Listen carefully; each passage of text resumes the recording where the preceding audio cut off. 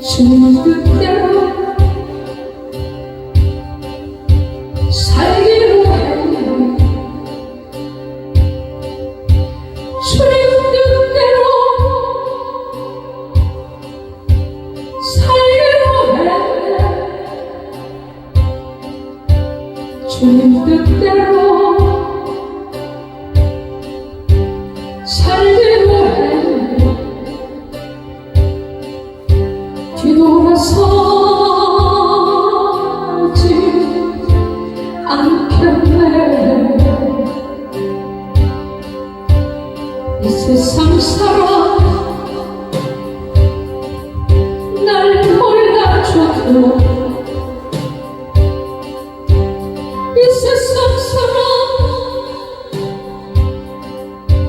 날 몰라줘도, 이 세상 사람 날 몰라줘도 뒤돌아서지 않겠네. 뒤돌아서지 않겠네. 어떠한 시련이라도 수많은 역성이라도 진실하신 주님 약속만 붙들리라. 세상이 원하고 우리를 조롱하여 진실하신 주님 약속만 붙들리라. 그리고 돌아서지 않으리.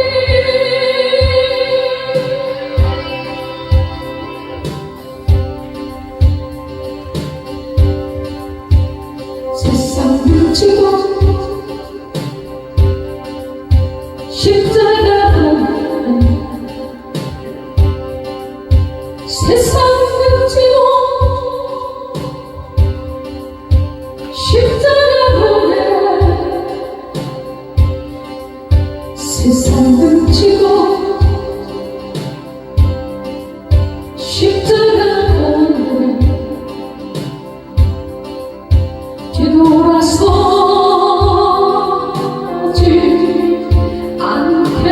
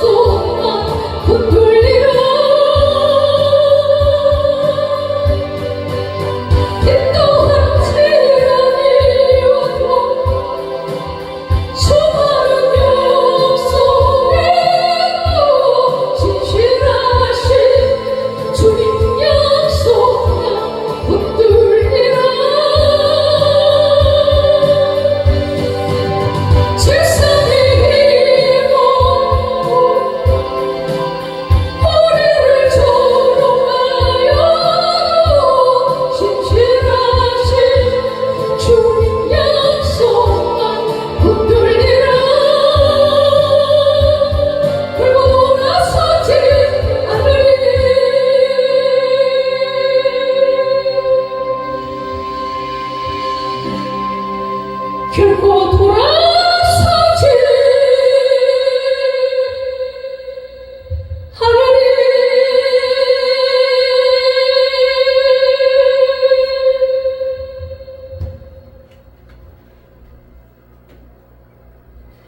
하나님 아버지, 이 세상에는 많은 죄악들이 우리를 미혹합니다. 그러나 하나님의 말씀이 없이는 우리가 분별도 안 되고 세상의 죄악을 이길 수가 없습니다. 하나님, 오늘 말씀을 통해서도 듣게 하시고 깨닫게 하시고 그 말씀을 지켜 행할 수 있도록 인도하여 주시옵소서. 예수님의 이름으로 기도하옵나이다. 아멘.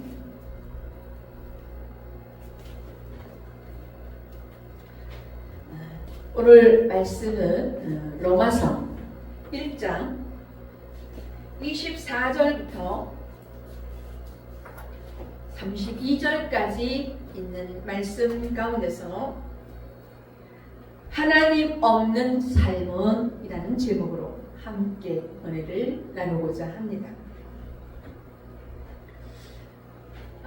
성도 여러분은 이 세상에서 제일 불쌍한 사람이 어떠한 사람이라고 여겨지십니까? 가난하고 병든 자? 이런 사람이 제일 불쌍한 자라고 생각하십니까? 그러나 하나님 없는 삶이 제일 불쌍한 인생입니다. 왜 그럴까요? 오늘도 말씀을 통해 알아보고자 합니다. 하나님 없는 삶은 정욕대로 더러움에 버려두시기 때문입니다. 24, 25절을 보겠습니다. 그러므로 하나님께서 그들을 마음의 정욕대로 더러움에 내버려 두사 그들의 몸을 서로 욕되게 하게 하셨으니 25절 이는 그들이 하나님의 진리를 거짓 것으로 바꾸어 피조물을 조물주보다 더 경배하고 섬깁니다. 주는 곧 영원히 찬송할 이시로다. 아멘. 하나님은 하나님 없는 인간에게 내버려 두신다라고 말씀하십니다. 마음의 정욕대로 내버려 두시는 것은 인간이 타락해서 모욕을 받는 상태가 계속되는 것입니다. 타락해서 모욕을 받으며 살아가는 삶이 얼마나 불쌍한 인생인가 말이죠. 하나님의 형상을 부여받은 인간이 하나님으로서의 존엄성을 잃어버린 상태에 있기 때문입니다. 그래서 하나님은 그러한 인간을 그대로 내버려 두신다라고 하시는 것이죠. 왜 내버려 두실까요? 오늘 25절에 보니까 하나님의 진리를 거짓으로 바꾸어 피조물을 하나님보다 더 경배하고 있기 때문이라고 말씀합니다. 사랑하는 성도 여러분, 우리 가족들 중 하나님을 모르는데도 아무런 문제 없는 듯 잘 먹고 잘 살고 자녀들은 부모에게 효도를 잘하고 있다면 여러분은 그것으로 만족하실 것입니까? 아무리 잘 먹고 잘 살고 부모에게 효를 한다 할지라도 하나님을 경배하는 마음이 없다면 하나님은 그들을 그냥 내버려 두신다라고 하시는 말씀입니다. 우주 만물을 지으시고 주인 대신 하나님을 대신하여 썩어질 사람과 돈과 지위를 경배하기 때문에 내버려둠을 당하는 것이라고 말씀하십니다. 지난주 말씀에서 우리는 섬기는 첫 번째 우상이 사람이라고 하였는데 오늘날 현대 사회에서도 사람을 우상으로 삼는 사람들이 많습니다. 특히 연예인들, 스포츠인들 이렇게 사람을 우상으로 삼는 사람들이 많죠. 인간은 사람을 우상으로 섬기지 않으면 돈과 쾌락으로 빠지게 됩니다. 무슨 일이든 우리가 절제하지 않으면 열광으로 우상으로 삼게 되죠. 특히 요즘 애완견을 키우는 남편이나 자식보다도 더 애완견을 사랑하고 숭배하는 사람들이 많습니다. 그러나 인간은 하나님을 섬기지 않으면 그 어떤 것이라도 경배하고 섬길 수 있는 존재입니다. 지난주 말씀드렸듯이 인간은 자신의 빈 공간이 있다라고 했습니다. 그 빈 공간을 그 어떤 것으로도 채우려고 열심히 달려가죠. 그래서 하나님을 섬기지 않으면 또 다른 것으로도 채우려고 달려가고 있는 것입니다.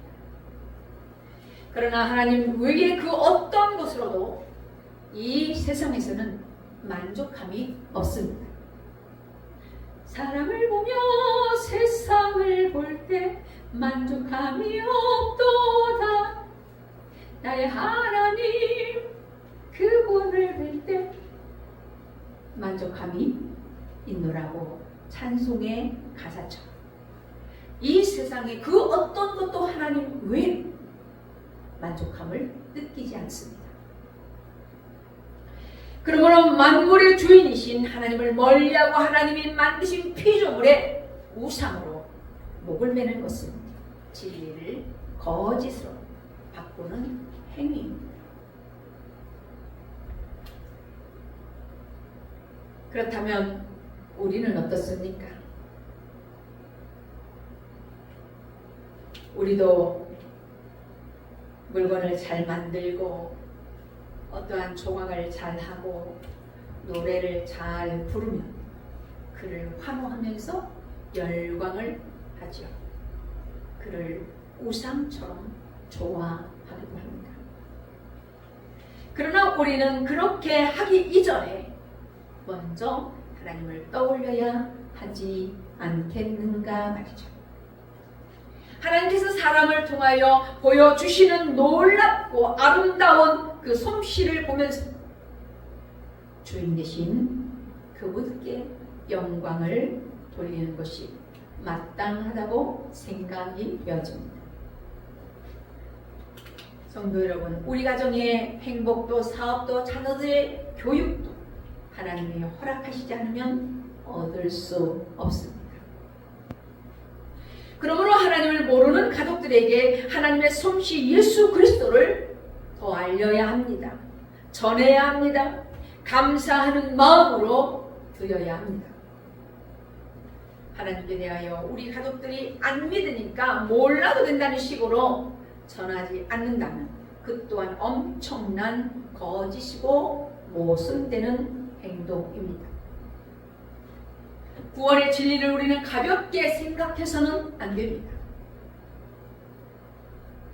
구원은 우리 인생에 있어서 최고의 선물이지요. 24절을 보면 그들의 정욕대로 살라고 내버려 두셨다라고 말씀하시는데 로마서 1장 23절에 썩어지지 아니하는 하나님의 영광을 썩어질 사람과 새와 짐승과 기어다니는 동물 형상으로 바꾼 것과 그 결과는 뭘까요? 24절에 보니까 마음의 정욕이 육체의 방탕으로 갑니다. 신전이라고 하면 신구약에서는 신전마다 창기들이 있었습니다.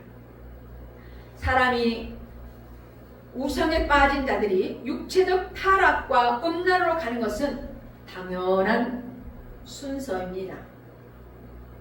로마서 1장의 이 부분부터 21가지, 21가지의 이런 인간의 죄의 목록이 기록되어 있지요. 인간은 누구나 죄의 이야기를 하면 양심의 거리낌이 있습니다. 몇 년 전 사회 충격을 주었던 수아핑이라는 사건이 있었습니다. 수아핑이라는 부부가 서로 상대를 맞교환하면서 성관계를 하는 것을 말합니다. 그런데 그들은 교수나 의사나 평범한 상인들이었습니다. 그들은 죄인지도 모르고 아주 자연스럽게 당당했죠. 하나님은 그러한 자들을 그냥 두고 오십니다. 그들이 옳아서가 아닙니다. 그냥 내버려 두는 것입니다. 내버려 두는 것이 얼마나 무서운 말인지 모릅니다. 자녀들도 키우다 보면 잘못된 행동을 하게 되면 부모는 야단을 칩니다. 매를 때리기도 합니다. 아주 만류도 합니다. 그래도 반복되는 일은 결국 포기하고 말죠. 내버려 두는 것이 하나님의 진노입니다. 그러므로 하나님이 나를 내버려 두신다는 것이 얼마나 무서운 말인지 말이죠. 부모는 자녀가 하고 싶은 대로 버려두는 것이 사랑이 아닙니다. 교육이 아닙니다. 어릴 때부터 말씀을 규칙적으로 가르쳐 주어야 합니다. 예배를 드리고 큐티하고 기도하고 성경을 읽는 것이 저절로 되는 것이 아니죠. 자신과 영적 싸움을 해야 합니다. 규칙적이고 지속적인 영적 훈련이 된 사람은 사건이 직면했을 때 말씀으로 잘 해석하게 됩니다. 양육받으시는 분들도 광화제음을 하는 것을 주변에 가지치기 하지 않으면 할 수 없습니다.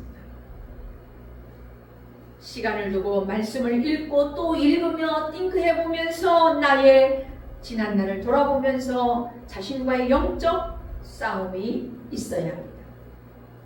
그런데 큐티도 안 하고 하기 싫다고 못한다고 내버려 둔다면 자신의 신앙은 더 향상되지 못하고 제자리에 머물러 있습니다.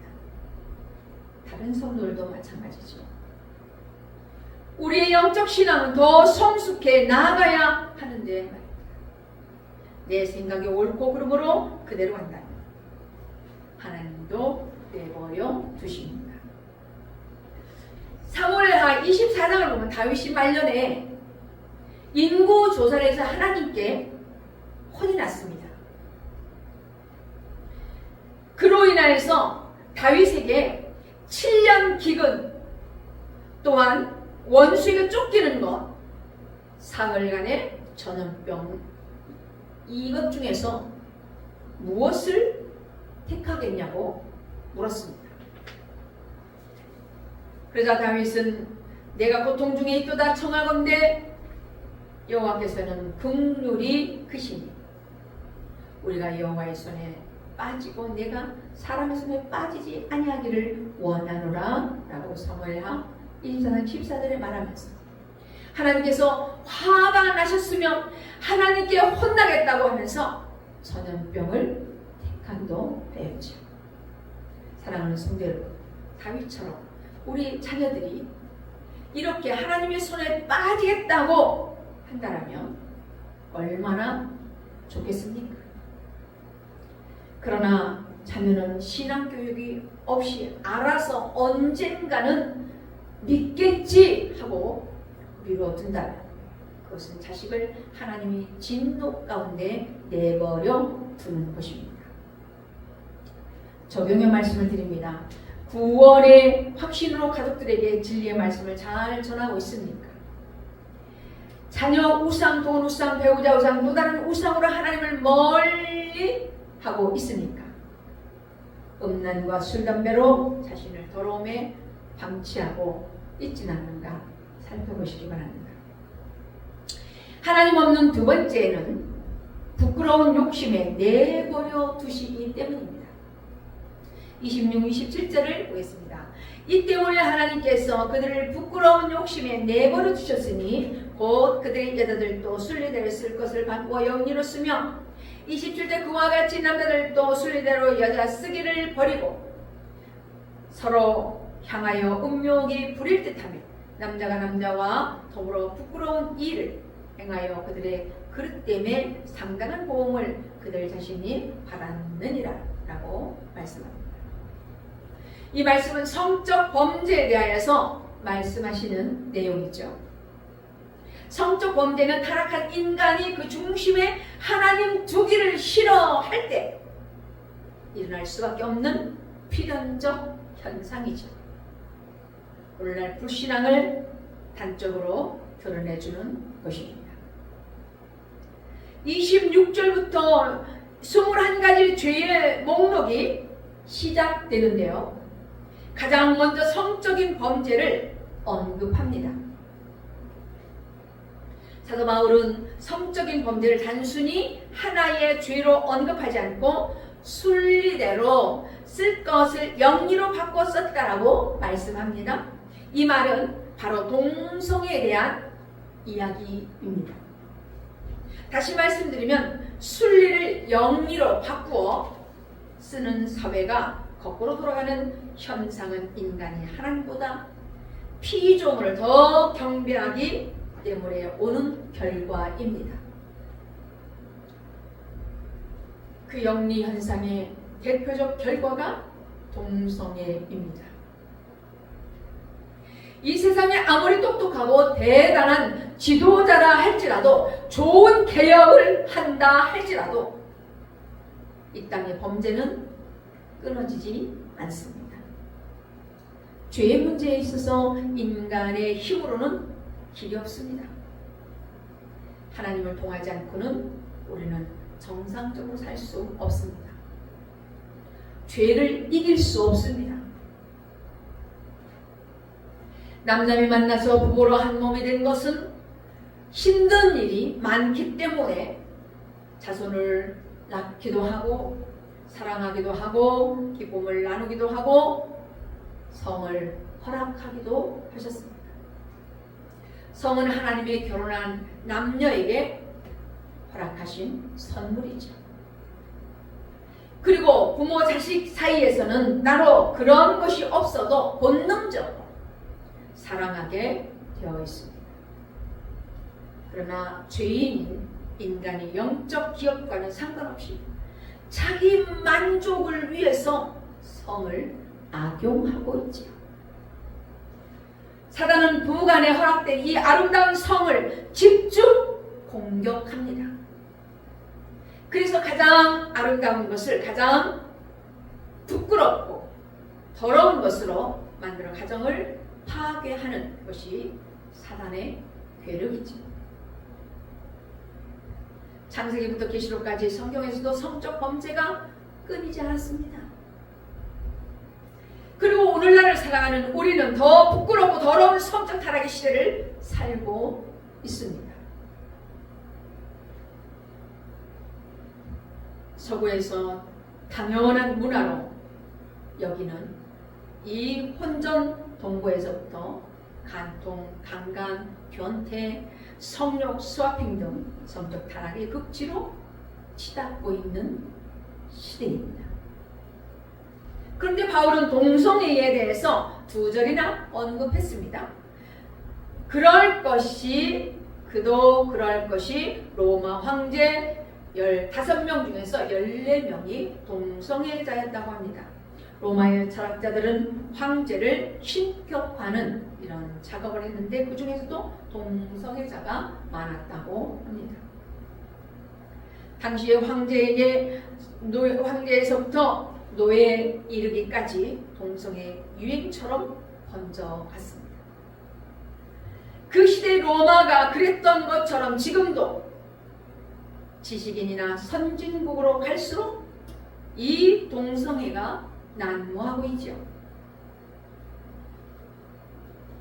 미국을 비롯하여 캐나다, 네덜란드, 프랑스, 독일, 유럽 역시 온 세계가 영리로 향해 가고 있습니다. 남색 동성애를 의미하는 영어로 소도미의 어원은 창세기에 등장하는 소돔에서 나온 말입니다.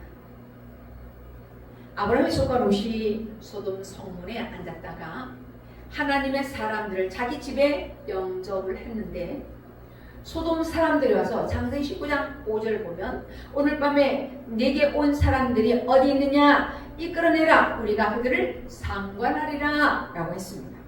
자, 여기에서 이 상관이라는 이 말이 히브리어의 원뜻으로 보면 오늘날의 동성애를 가리키는 말입니다. 인류 역사에서 소돔 고모라가 타락과 멸망의 상징인 것처럼 동성애야말로 극도의 타락을 보여주고 있는 것입니다. 우리 후손들이 그렇게 되지 않기를 위해서 복음 안에 살도록 가르쳐 주어야 합니다. 동성애는 하나님을 반역하는 행위이지요. 교만으로 하나님보다 낫다고 하는 자들이죠. 미국의 10대들이 그로 인하여서 문제가 급속도로 증가하고 있다고 합니다. 성경에서는 동성애자들 향해서 레위기 10장 13절에 반드시 죽일지니 자기의 피가 자기에게로 돌아가리라고 경고했습니다. 바울도 동성애자는 하나님의 나라를 유업으로 받지 못하리라고 고린도전서 6장 9절 10절에서 말씀했습니다. 사랑하는 성도 여러분, 시대적으로 타락한 인간이 남의 나라 동성애 이야기가 아니에요. 오늘날 현실에 닥친 우리에게 위기가 아닌 이 고난의 사건입니다. 이 동성애에 합법적으로 통과되지 않도록 우리는 정말 기도해야 합니다. 우리 후손들이 잘못된 관계에 빠져들지 않도록 복음 안에 살도록 가르치고 경계하며 살펴야 합니다. 적용의 말씀드립니다. 나는 어떠한 부끄러운 욕심을 갖고 있습니까? 날마다 죄를 깨닫고 진리의 말씀에서 서 있습니까? 적용해 보시고, 하나님 없는 삶은 세 번째, 상실한 마음대로 내버려 두시는 것입니다. 28절부터 31절까지 보겠습니다. 또한 그들이 마음에 하나님 주기를 싫어하며 하나님께서 그들의 그 상실한 마음대로 내버려 두사 합당하지 못한 일을 하게 하셨으니, 29절 곧 모든 불의, 추악, 탐욕, 악의가 가득한 자요, 수근수근한 자요, 30절 비방하는 자요, 하나님께서 미워하는 자요, 능욕하는 자요, 교만한 자요, 사랑하는 자요, 악을 도모하는 자요, 음모를 거역하는 자요, 30절 우매한 자요, 배약하는 자요, 무정한 자요, 무자비한 자라고 말씀했습니다. 상실한 마음대로 내버려 두었다고 하시는데, 상실한 마음은 실성한 마음이라고도 하죠. 때로는 진리와 단절된 상태를 말합니다. 한마디로 못쓰게 된 마음이다. 미친 것이다. 그런데 미친 사람의 특징은 뭘까요? 힘이 세요. 웬만한 사람은 제어하기가 어렵습니다. 그 결과가 본문에 나오는 21가지 죄악입니다. 그래서 29절부터 32절까지 있는 이 21가지 죄악의 말씀을 말하고 있습니다. 시간상 그거는 제가 성경을 읽어보시고, 로마 시대에는 산모가 아기를 낳을 때 아기가 약하거나 장애가 있다면 그 남편은 쳐다도 보지도 않고 뒤돌아서 눕는다고 합니다. 그러면서 그 아기는 버려져야 했습니다. 그렇게 버려지는 아기가 하루에 30-40명이나 였다고 합니다. 이것이 강대국 로마의 실상이었습니다. 그 속에 인간의 마음속에 얼마나 악이 들어 앉아 있으며 얼마나 가득하면 이렇게 할 수 있을까요? 당시 로마는 세계를 제패했습니다. 그런 로마는 더 악으로 달려갔죠. 사랑하는 성도 여러분, 하나님을 모르는 사람에게 돈이 있고 권력이 있으며 그것은 모든 악의 추진력이 되는 것입니다. 예수가 없는 그들이 성공하면 어디로 가겠습니까? 21가지 죄악으로 빠르게 달려가게 되죠. 창세기 6장에서 하나님께서 세상을 창조하신 후에 나오는 말씀이 하나님의 아들들이 사람의 딸들의 아름다움을 보고 자기들이 좋아하는 자를 아내로 삼았다고 했습니다. 그래서 하나님께서 나의 영이 영원히 사람과 함께하지 아니하리니 라고 하였죠. 그리고 창세기 6장 5절 6절에서 여호와께서 사람의 죄악이 세상에 가득함과 그의 마음으로 생각하는 모든 그에게 항상 악할 뿐임을 보시고 땅 위에 사람 지으셨음을 한탄하사 마음에 근심하셨다고 하였습니다. 그리고 8장 21절에 가서 이는 사람의 마음에 계획하는 바가 어려서부터 악함이라 라고 했습니다. 아이가 금방 태어나도 그 마음에는 본성은 악한 마음을 가지고 태어난다는 것이죠. 100% 죄인이라는 말이 여기에서 나온 것입니다. 노아의 시대 때도 물론 물심판으로 가장 큰 이유 중 하나가 불신 결혼이었습니다. 사랑하는 성도 여러분, 하나님 앞에서 경건한 가정을 이루어야 합니다. 가정의 자녀들이 경건한 삶을 위해서는 나부터 구별되고 경건의 삶을 자녀들에게 보여주어야 합니다. 가족들에게 보여주어야 합니다. 내가 모든 경건의 삶을 보여주어야죠. 적용의 말씀을 드립니다. 나는 상실한 마음으로 21가지 경건하지 못한 가정을 이루어가고 있지는 않습니까? 적용해 보시고. 네 번째, 21가지 죄악의 결론은 사형이라고 하십니다. 32절을 읽겠습니다. 그들이 이 같은 이 일을 행하는 자는 사형에 해당한다고 하나님께서 정하심을 알고도 자기들만 행할 뿐 아니라 또한 그런 일을 행하는 자들을 옳다 하느니라. 아멘. 부모가 자녀를 사랑함에 있어서 눈에 넣어도 아프지 않다는 사랑함에도 서로 악을 행하며 서로 옳다라고 합니다. 그러면서 분쟁을 일으키죠. 부부간에도 마찬가지입니다. 사랑한다고 하면서도 서로 옳다고 하기 때문에 다툼이 분쟁이 일어나는 것입니다. 평화라는 이름으로 나라를 서로 악을 행하며 서로 옳다고 합니다. 서로 사랑하고 화평하고 돕는다고 하면서 서로 악을 행하는 것은 결국 서로를 죽이는 길이죠. 사랑하는 성도 여러분, 가장 불쌍한 사람은 가난한 자가 아닙니다. 병든 자가 아닙니다. 미워하는 자가 아닙니다. 살인한 자도 아닙니다. 가장 불쌍한 자는 하나님께 잊혀진 자예요. 하나님과 떨어진 자. 그러나 하나님께 잊혀지기 전 영원한 사망으로 가기 전에 하나님이 제동을 거셨다면 그것은 축복의 통로이기도 하죠. 사건을 통해서 우리에게 죄악이라서 제동을 거신다면 축복입니다. 고난을 통해서라도 21가지 죄 목록에 해당하는 나 자신을 보고 인정하는 것이 축복입니다. 나의 죄 몫을 보고 회개할 기회를 주신 것은 천국을 향하는 축복의 통로이기 때문에 나 한 사람으로서는 최고의 축복이 아닐 수 없습니다. 그러나 성도 여러분, 내게는 21가지 죄가 해당이 안 된다고 말할 수 있겠습니까? 물론 그럴 수도 있겠죠. 하지만 21가지 죄를 다 지은 사람도 사형에 해당하지만 그 중에 한 가지만 있어도 사형에 해당한다는 것을 알아야 합니다. 그렇기 때문에 하나님의 사형 선고는 누구나 피할 수 없습니다. 그러나 로마서 1장 25절에 주는 곧 영원히 찬송할 시로다 라고 하였는데 우리에게 살 소망을 주시는 것이죠. 사형에 해당하는 우리가 살아날 방법을 주시는 것입니다.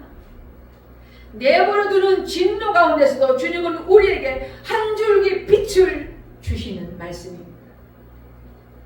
영원히 찬송할 이신 주님의 은혜, 예수 그리스도의 은혜로 우리는 살아날 수 있습니다.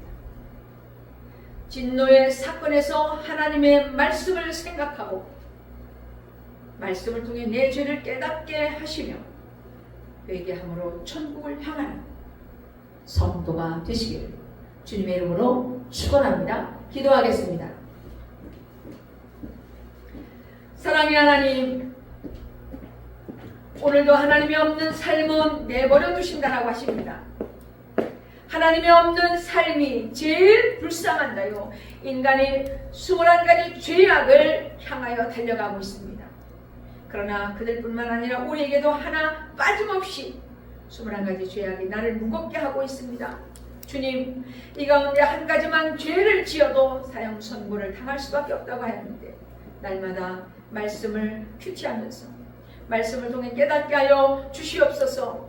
혹이라도 우리 안에 깨닫지 못하는 죄가 있을까 두렵사오니 말씀하여 주시옵소서. 때로는 우리에게 직면하는 사건을 통해 죄를 깨닫게 하시고 하나님의 간섭하시는 그 은혜를 경험하게 하옵소서. 나와 내 가정과 교회의 경건한 삶으로 인도하여 주옵소서. 각자의 나 한 사람으로 인하여서 하나님의 말씀을 전하게 하옵시고 많은 영혼을 살리게 하옵소서. 예수님의 이름으로 기도하옵나이다. 아멘.